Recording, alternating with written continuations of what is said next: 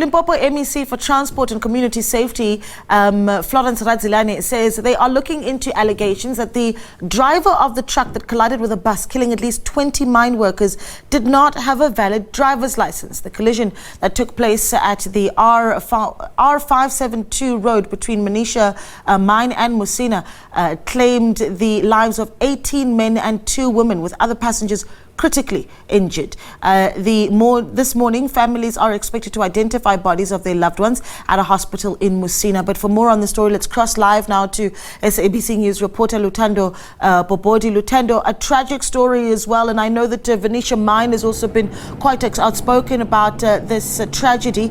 Where are we now in the process of family members being able to identify their loved ones? Thank you so much. You saw what we reported yesterday, quite spine-chilling, horrific accident. I can tell you now from dependable sources that is 21 people who died from both vehicles. We are here in front of Musina Hospital. For us, it was just a fishing expedition because we thought the families of people who perished would be coming here for the process of identifying the bodies. But after consulting with the mines, they're telling us that that process is not happening yet. But I can tell you that mine officials are now visiting the families, and I can also confirm to you that 3 people come from this province, while the rest come from different areas or different regions in South Africa. But today, this morning, we heard that residents were deeply worried about the state of that road. They're complaining about people driving on that road, especially those that don't have proper documents or licenses. They use that road just to escape the roving eye of law enforcement. And for now here, I'm joined by one of the prominent residents here in Musina. His name is Alfred Jasmine Chweni, who joins me to talk about that particular accident. Alfred, thank you so much for making time. You concerned about that particular road. Just talk to us and our viewers about it. Okay. I'll hold it for you. Yeah, thank you, Mr. Bobodi, and good morning to all the viewers all over the world. Yeah, as a community member here around Musina, I'm deeply psychologically traumatized, and I'm also concerned, not particularly only about the incident that took place, but even around certain, rules and regulations that people do not actually adhere to. If you can particularly look at the road from Musina to De Beers, right? That road mainly, it was supposed to be actually utilized by Venetia, mine workers and other farm, holders or owners around that particular road. Yeah. But then over the years, since I was born here around Musina, we've actually studied that even some trucks that are actually using that road on a daily basis.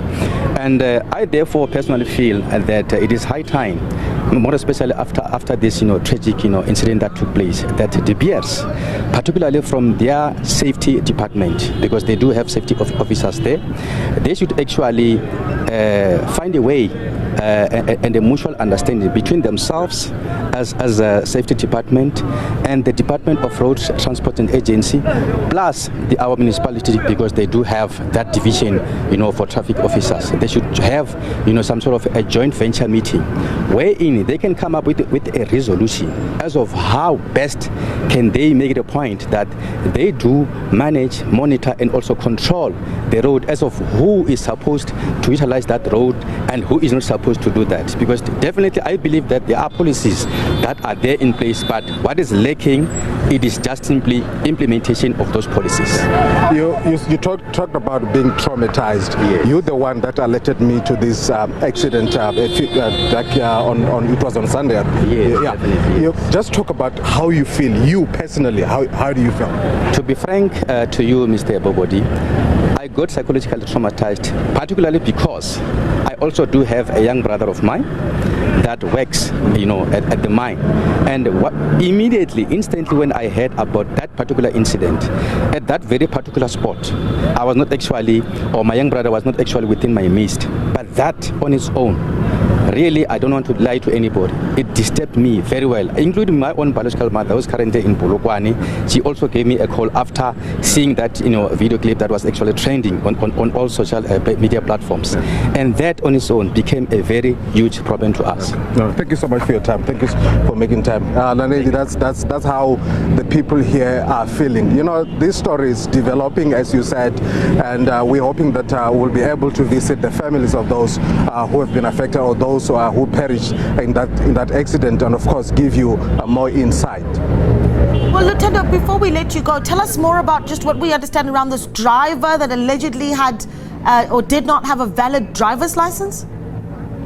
It is not having a valid driver's license per se, from what I heard, but he did not have the license to operate a heavy vehicle. But basically, what we're hearing is that the fatigue might have been the cause. Eyewitnesses said he was zigzagging along those roads, suggesting that he might have lost control of the vehicle, and eventually he rammed into that bus, leading to both vehicles catching blaze. Very, very concerning, and I know that this is a story that really has concerned and frightened quite a few South Africans just as we kicked off the week yesterday. But that there is our reporter, Limpopo Crash, speaking to us from Musina in Limpopo.